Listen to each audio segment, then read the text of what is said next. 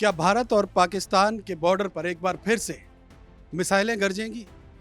क्या एक बार फिर से हम वो तस्वीरें देखेंगे जब ड्रोन अटैक हो रहे थे? क्या मुनीर एक बार फिर कोई ऐसी हरकत करने जा रहा है कि वो भारत के हाथों पाकिस्तान की मरम्मत करवाएगा? एक रिपोर्ट सामने आई है और ये रिपोर्ट बताती है कि भारत और पाकिस्तान के बीच एक बार फिर से युद्ध हो सकता है। ये रिपोर्ट कौन सी है और ये रिपोर्ट क्या कहती है? एक एक डिटेल को बड़े ध्यान से सुनिएगा और समझिएगा। असल में अमेरिकी थिंक टैंक है काउंसिल ऑन फॉरेन रिलेशन, जिसमें एक ये टाइटल है कॉन्फ्लिक्ट टू वॉच इन 2026। इनकी अपनी एक रिपोर्ट है। ये रिपोर्ट ये कहती है कि भारत और पाकिस्तान के बीच युद्ध छिड़ने की संभावना है। असल में इस रिपोर्ट में साउथ एशिया में जो सुरक्षा की स्थिति है उसका जिक्र किया गया है और उसी के अंदर ये बताया गया है कि भारत और पाकिस्तान के बीच युद्ध छिड़ सकता है साल 2026 में। अब उसके पीछे कारण क्या बताए हैं उसको भी बड़े ध्यान से समझिएगा। असल में ये जो काउंसिल ऑन फॉरेन रिलेशन है, अमेरिकन थिंक टैंक, ये हर साल एक रिपोर्ट जारी करता है। ये करते क्या है कि पूरी दुनिया में अलग अलग जगहों को स्टडी करते हैं और स्टडी करने के बाद ये देखते हैं कि कहाँ कहाँ किन किन देशों के बीच में युद्ध हो सकता है, फाइट हो सकती है और उस फाइट का अमेरिका पर क्या असर पड़ सकता है, ये उसको स्टडी करते हैं और उस रिपोर्ट को जारी कर देते हैं।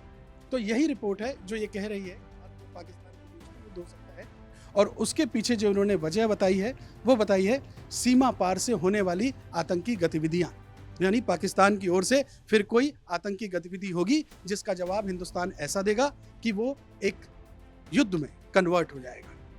अब ये तो ये रिपोर्ट कहती है, लेकिन इसके अलावा भी बहुत सारे संकेत ऐसे हैं जो ये बताते हैं कि भारत और पाकिस्तान के बीच युद्ध की जो तैयारियां हैं एक तरह से वो लगातार दोनों ओर से हो रही है, दोनों ओर से बिल्डअप हो रहा है। और ये बिल्डअप क्या हो रहा है इसको थोड़ा समझने की कोशिश कीजिएगा कि एक तरफ भारत है, अभी भारत का ये जो डिफेंस एक्विजिशन काउंसिल है इसने 69,000 करोड़ के रक्षा सौदे को मंजूरी दी है। ये डिफेंस एक्विजिशन काउंसिल क्या है इसे थोड़ा समझ लीजिए। ये भारत सरकार की सबसे बड़ी रक्षा खरीद समिति है। असल में इसको और थोड़ा सिंप्लीफाई करके समझिए कि भारत में जो तीनों सेनाएं हैं, नेवी, एयरफोर्स, सेना, इनको जहाज़ खरीदना है, कोई मिसाइल खरीदनी है, बम खरीदने हैं, कोई डिफेंस इक्विपमेंट खरीदना है, तो उन सब को लेकर के एक ये जो काउंसिल है ये फैसला करती है। इसमें तीनों सेना के बड़े अधिकारी होते हैं।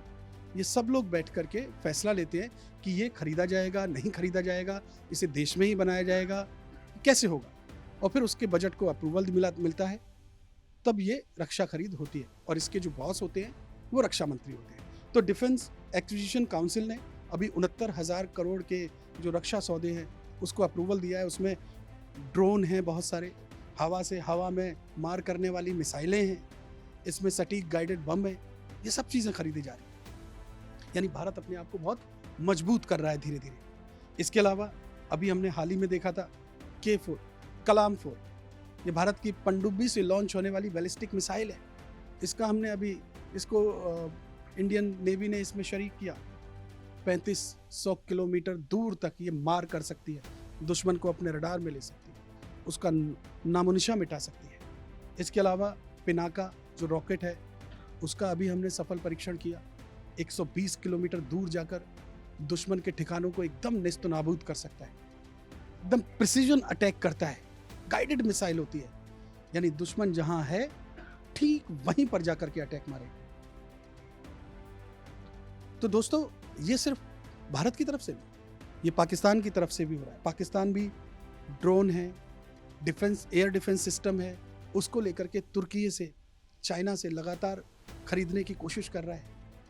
तो ये जो बिल्डअप है वो लगातार हो रहा है। इतना ही नहीं, अभी भारत ने 2 नोटैम जारी किए हैं। नोटैम क्या होता है? नो टू एयरमैन, मीन्स जो हवा में कोई संकट आ सकता है, कोई दिक्कत हो सकती है, कोई परेशानी आ सकती है, इसको लेकर के उस एयरफील्ड में जो नागरिक उड्डयन होता है, जो नागरिक सेवाएं होती हैं, फ्लाइट्स होती हैं, उनको आगाह किया जाता है और वहाँ पर वो नागरिक जो सेवाएं उड़ती हैं उनको बंद करा दिया जाता है। तो वो नोटेम अभी जनवरी के महीने के लिए 2 जारी किए हैं भारत ने, और ये गुजरात और राजस्थान का जो बॉर्डर एरिया है वहाँ पर, यानी लगातार भारत की ओर से जो वायुसेना है वो अभ्यास कर रही है। तो कुल मिलाकर के ये है कि भारत और पाकिस्तान की तरफ से लगातार युद्ध की जो तैयारियां हैं अपने आप को मजबूत करने के प्रयास हो रहे हैं। दूसरी तरफ एक बहुत बड़ा इनपुट ये है कि पाकिस्तान की ओर से 30 आतंकवादी जम्मू कश्मीर से में दाखिल हो चुके हैं, और ये लोग, इसका इनपुट है खुफिया एजेंसियों को, ये लोग कोई हरकत ना कर बैठे।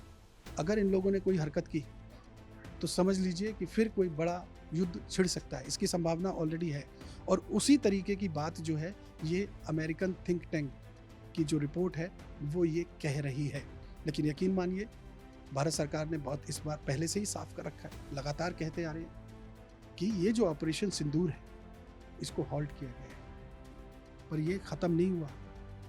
यानी फिर से आपकी तरफ से कोई हरकत हुई तो ऑपरेशन सिंदूर पार्ट 2 शुरू हो जाएगा। अब पाकिस्तान की तरफ से अगर इस तरीके की कोई हरकत होती है तो ये युद्ध छिड़ सकता है, और इसी बात का खुलासा जो है ये अमेरिकन थिंक टैंक की रिपोर्ट कर रही है।